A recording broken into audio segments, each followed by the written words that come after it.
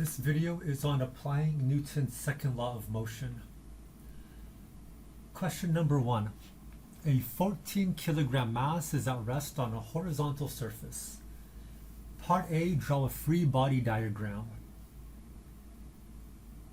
Remember, step 1 is circle the object. Step 2 is label the forces. Step 3 is put an x and y axis. And step 4 is to use the equation, sigma F equals ma. So the only forces we have is the force of gravity and the normal force. Force of gravity always points from the center of the object. The normal force always points 90 degrees from the surface. Part B, what is the force of gravity acting on the object? So for part B, I used sigma F sub y equals ma sub y. I'm only looking at the forces on the y-axis. So we have plus force of normal minus force of gravity equals ma sub y. A sub y is 0. So force normal equals force of gravity. Force of gravity is mg. Part C, what is the normal force acting on the object? Well, from part B, force normal equals force gravity, which is mg.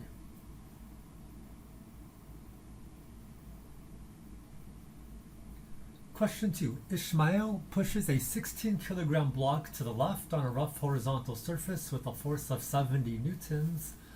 The block does not move. Part A, draw a free body diagram. Remember, step 1, circle the object. Step 2, label the forces. Step 3, put an x and y axis. Step 4, use the equation, sigma F equals ma. So I circle the object, label the forces, put an x and y axis. Remember, force of gravity always points from the center of the object. Force normal is always from the surface of the from the surface 90 degrees from the surface. Force of push is always from the contact location, and force of friction is between the two surfaces. Part B, what is the force of gravity acting on the object? Remember, sigma F sub y equals ma sub y. The only forces we have on the y-axis is plus force of normal pointing up, minus force of gravity pointing down equals ma sub y. A sub y is 0. So force normal equals force gravity equals mg. Part C, what is the normal force acting on the object? From part B, we know force normal equals force gravity. Part D, what is the force of friction exerted on the block? Let's take a look at these horizontal forces.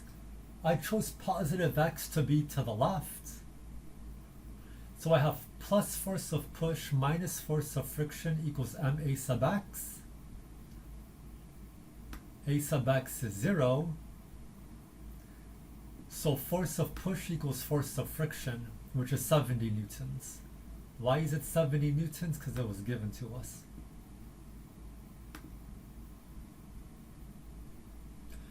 Part E, what is the coefficient of static friction?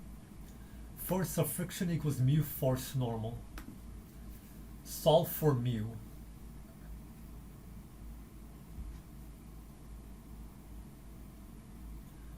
Question 3. Isaac pushes a 18 kilogram block to the left on a smooth horizontal surface with a force of 70 newtons. Part A, draw a free body diagram. So circle the object, label the forces, put an x and y axis, which I did not. Positive x is to the right, negative x is to the left. Positive y is up, negative y is down.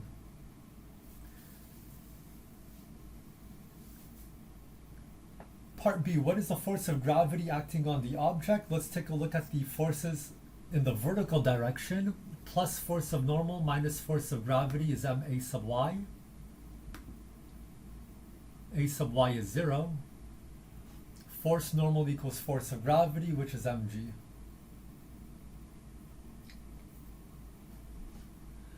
Part C, what is the normal force acting on the object? Force normal equals force of gravity from part B.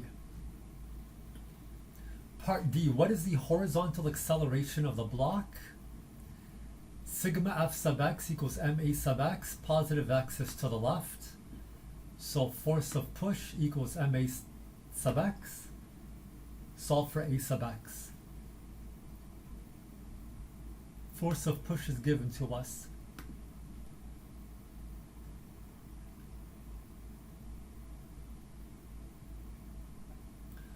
Part E, what is the vertical acceleration of the block? It's 0 because it's not jumping up or down. Question 4. Jacob pushes a 20 kilogram block to the left on a rough horizontal surface with a force of 70 newtons. The block moves at a constant speed of 2 meters per second. Part A, draw a free body diagram. Remember, circle the object, label the forces, put an x and y axis, and use the equation sigma f equals ma. Part B, what is the force of gravity acting on the object? Take a look at only the vertical forces for part B. Plus force of normal up minus force of gravity down equals ma sub y. This object is not jumping up or down, so a sub y is 0. So force normal equals force of gravity equals mg. Part C, what is the normal force acting on the object? We could just take a look at part B. Part D, what is the horizontal acceleration of the block? Well, it says it's moving at a constant speed of 2 meters per second. So a sub x is 0. Part E, what is the vertical acceleration of the block? The block is not jumping up and down, so a sub y is 0. Part F, what is the force of friction exerted on the block? It's moving at a constant speed, so a sub x is 0. So force of friction equals force of push, which is 70 newtons. Finally, part G, what is the coefficient of friction mu between the block and the surface? Force of friction equals mu Fn. Solve for mu.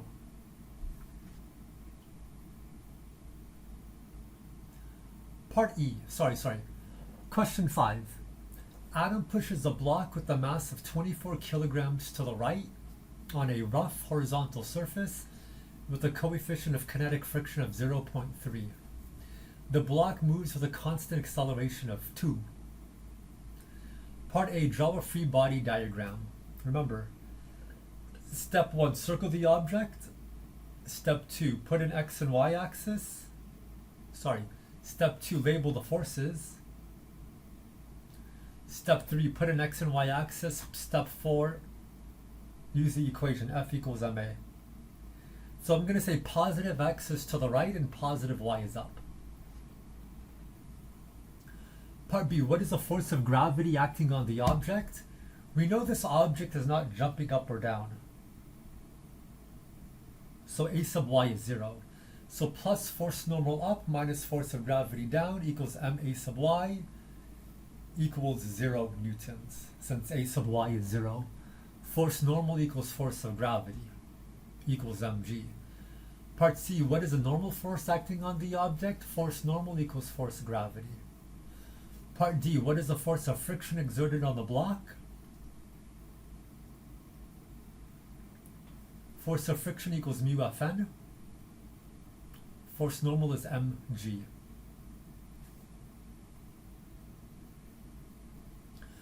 Part E, what is the force of push given to the block? So sigma f equals ma sub x. Sigma f is equal to force of push minus force of friction equals a sub x. Let's solve for force of push. And then plug in everything we know to get 190 newtons. Question 6. Joseph is pulling a 65 kilogram block with a force of 800 newtons at an angle of 45 degrees north of east above the horizontal of a rough horizontal surface. The coefficient of friction between the block and the surface is mu equals 0.3. So part A, draw a free body diagram. Remember, step 1 is circle the object, step 2 is label the forces, step 3 is put an x and y axis, step 4 is use the equation, sigma f equals ma. Part B, what is the vertical acceleration of the block? It's 0 because the block is not jumping up and down. Part C, what is the normal force acting on the block? We're going to use the equation sigma F sub y equals ma sub y. A sub y is 0 since it's not jumping up and down.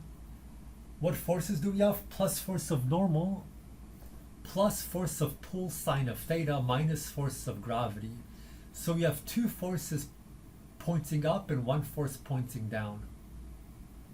So this is new, but we haven't seen in previous problems in this video. So solve for force normal. It's about 72 newtons. Part D, what is a horizontal acceleration of the block? So part C, we used sigma F equals ma for the y-axis. Now we're going to use it for the x-axis. And let's just solve for a sub x. Plug in everything we know to get 6.25.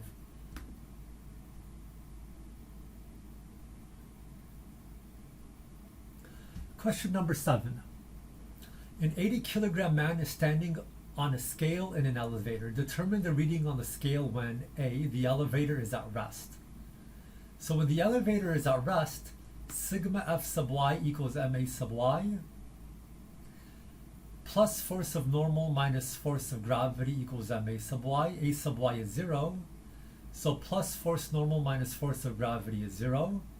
Force normal equals force of gravity equals mg, which is about 785 newtons. Let's read 7b. An 80-kilogram man is standing on a scale in an elevator. Determine the reading on the scale when the elevator is moving up with a constant speed of 2 meters per second. If the elevator is moving up at a constant speed of 2 meters per second, a sub y is 0. So parts A and B have the same procedure, same solution. Part C, the elevator is moving down with a constant speed of 2 meters per second. If it's moving down with a constant speed, that means acceleration is 0. So we have the same procedure. Plus force of normal minus force of gravity equals 0 newtons. Things get different with part 7D. The elevator moves up with a constant acceleration of 2. So acceleration is plus 2. We're going to plug in that into this equation here. So plus force normal equals this equation, m times a sub y plus g. We get 945 newtons. So compare part A with part D. When we're at rest, the scale reads a force of 785 newtons. When we're moving up, the scale reads a number that's greater than 785 newtons. You could feel your heart go down in an elevator when you're moving upwards, accelerating upwards. Part E, what if the elevator moves downwards with a constant acceleration of 2? If the elevator moves downwards, that means acceleration is going to be negative 2. Why is it negative 2? It's just the way I drew the picture. I said positive y is up. So we're going to plug in a negative 2 into this equation here. And we get 625 newtons. So when we're at rest, we feel the scale feels a force of 785 newtons. When we accelerate up, the reading on the scale is greater than 785. And when the scale accelerates, when the elevator accelerates down, the scale reads a force of less than 785. Question 8. A block with a mass of 15 kilograms is on a rough horizontal surface. So that's the one on the bottom here. There is a string pulling it to the right with a force of pull at a constant speed. Above M2 there is a block with the mass M1 of 12 kilograms. So that's the object on top. there is a string attached to the left of M1 which is attached to a wall which has a force of tension Ft. The coefficient of friction between M1 and M2 is 0.25 and the coefficient of friction between M2 and the surface is 0.35. Part A, draw a free body diagram. So for mass M1, I didn't circle the object just because it's going to get too complicated. We got force normal 1 pointing up, force gravity 1 pointing down, force of tension to the left, force of friction between mass 1 and 2 to the right. Now, for M2, look at the image on the right. We got force normal 2 up, force normal 1 down, and force gravity 2 down. We got force of friction between object 1 and 2 to the left, force of friction between object 2 and the surface to the left, force of tension to the right. Something interesting. Force normal 1 points up for M1, force normal 1 points down for M2. Force of friction between mass 1 and 2 points to the right for M1. It points to the left for M2. So the same exact force points in opposite directions for both objects. Part B, determine the force of tension Ft. Part C, determine the pulling force Fp. So you could say here we have 4 equations. We're going to use sigma F equals ma for the x-axis and the y-axis for M1, and sigma F equals ma for the x-axis and the y-axis for M2. So take a look at what I did here for M1, for the y-axis. Plus force normal 1 minus Fg1 equals 0 newtons. Take a look at what I did here for sigma F equals ma on the horizontal axis for object 1. Plus force of friction between mass 1 and 2 minus force of tension is 0 newtons, because A sub x is 0. Look at mass 2. Sigma F sub y2 equals m2 A sub y2. We know A sub y2 is 0 because this object is not jumping up and down. So we got these 3 forces equal 0 newtons. And we could solve for F and 2 here. Here we've solved for Fn1 and Fg1.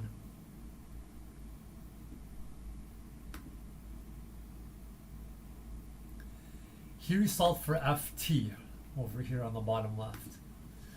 So take a look at this bottom right. Sigma F sub x2 equals m2 A sub x2. So this is the horizontal forces on mass 2. We know A sub x2 is equal to 0 because we were told that it moves with a constant speed.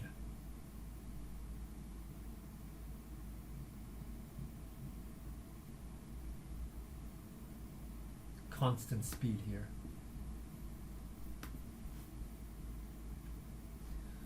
So here I was able to solve for plus force of pull.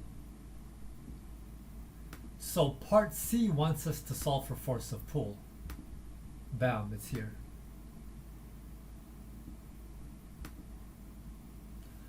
Part B wants us to solve for force of tension. It's here.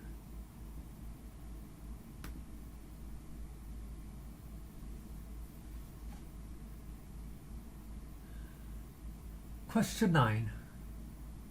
A 12 kilogram block is held in the air by 2 strings attached to the wall. The first string makes an angle of θ1 equals 60 degrees north of west. The second string makes an angle of 45 degrees north of east.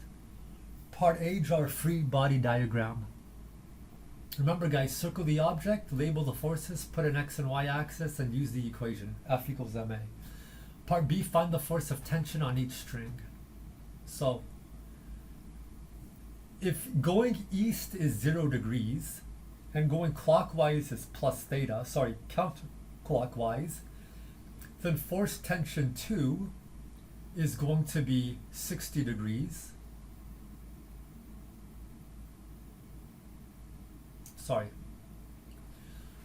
Force tension 2 is going to be 45 degrees, and force tension 1 is going to be 90 plus 30 degrees, 120 degrees. So, sigma F sub x equals ma sub x. This block is not moving, a sub x is 0. So we have these three forces equaling 0 newtons. We know the cosine of 270 is equal to 0. You could put that in your calculator. So we end up only getting two forces acting horizontally. Force tension 1 and force tension 2. So we have this relationship here. Force tension 1 equals root 2 force tension 2. Sigma F sub y equals ma sub y. A sub y is 0 because this block is not moving up and down. We have these three forces equaling 0 newtons. So now we have this relationship here. So, what do? We could substitute this yellow equation into the green equation. So ft1 equals root 2 ft2, we could put that here. And then we could solve for ft2.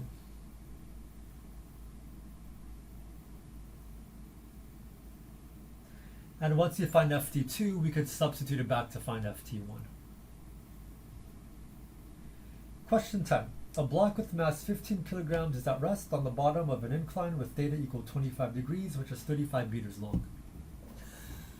The coefficient of friction between the block and the surface is mu equals 0.450.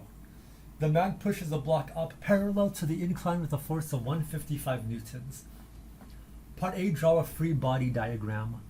So circle the object, label the forces, put an x and y axis, and use the equation. So take a look at my x and y axis.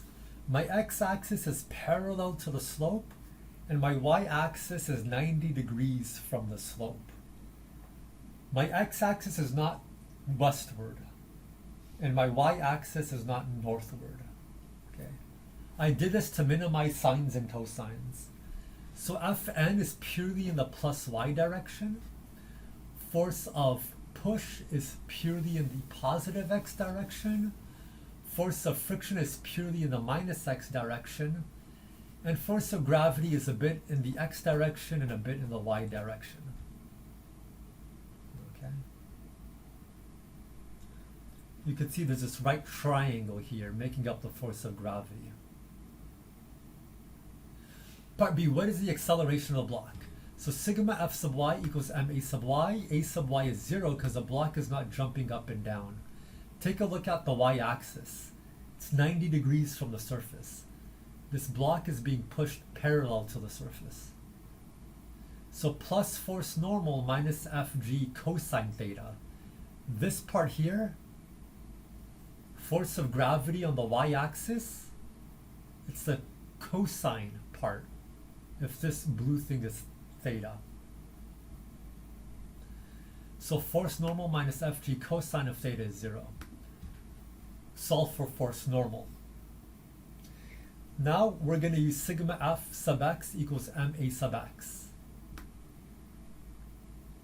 So the acceleration of the block part B wants us to find a sub x. So solve for a sub x. What forces do we have on the x-axis? Plus force of push, minus force of friction, minus force of gravity, sine theta. So you could see this x part is the sine of theta.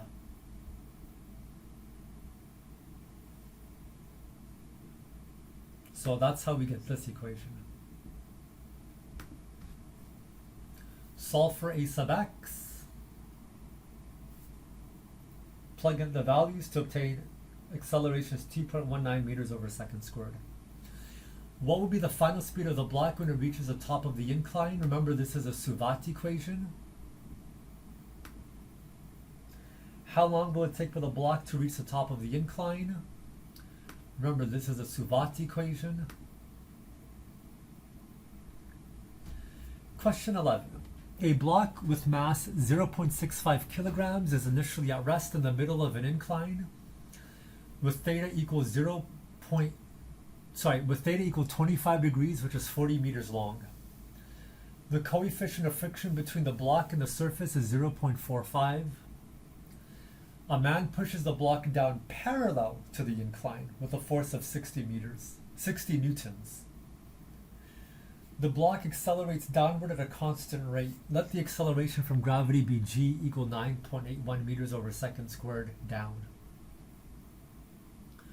Part A, draw a free body diagram. Circle the object, label the forces, put an x and y axis, use the equation F equals ma.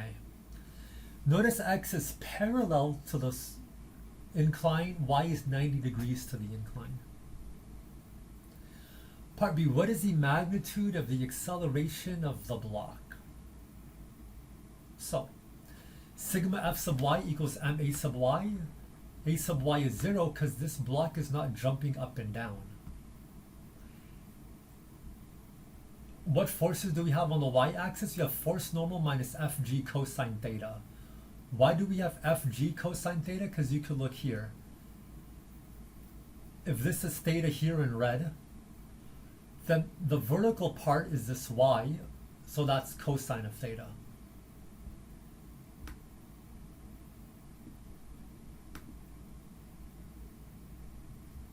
Solve for force normal. We get 578 newtons. Now sigma f sub x equals ma sub x. What forces do we have in the x-axis, horizontal axis? It's force of push minus force of friction plus force of gravity sine theta. That's how we get this equation. Solve for a sub x. We know force of friction is mu force normal. Part C, what will be the final speed of the block when it reaches the bottom of the incline? This is a Suvat equation. Part D, how long will it take for the block to reach the bottom of the incline? That's a Suvat equation. Question 12, a block of mass m1 is on a frictionless horizontal surface and is pushed to the right. There is another block of mass m2 which is to the right of block m1 and above the surface. m1 is pushed and accelerated to the right, so m2 does not slide down. So m1 is the larger block, m2 is a smaller block. You push m1 to the right, and m2 actually doesn't slide down. So label the forces on m1 and m2. So circle the object, label the forces. So for the first image on the left, the bottom left, those are the forces on m1. And then and for m2, you circle the object, you label the forces.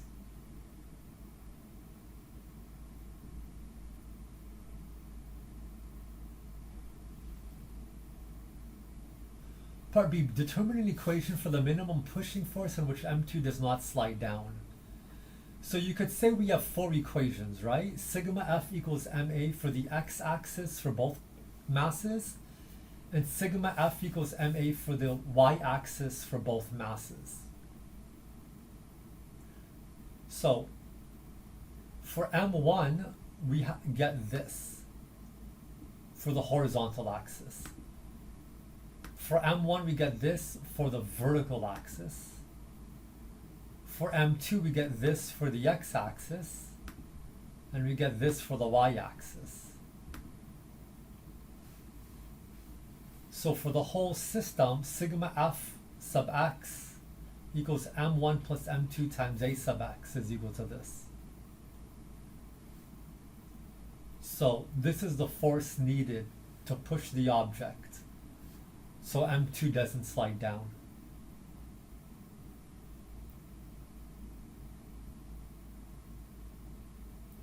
Because they want us to solve for the minimum pushing force, which we have here. Okay.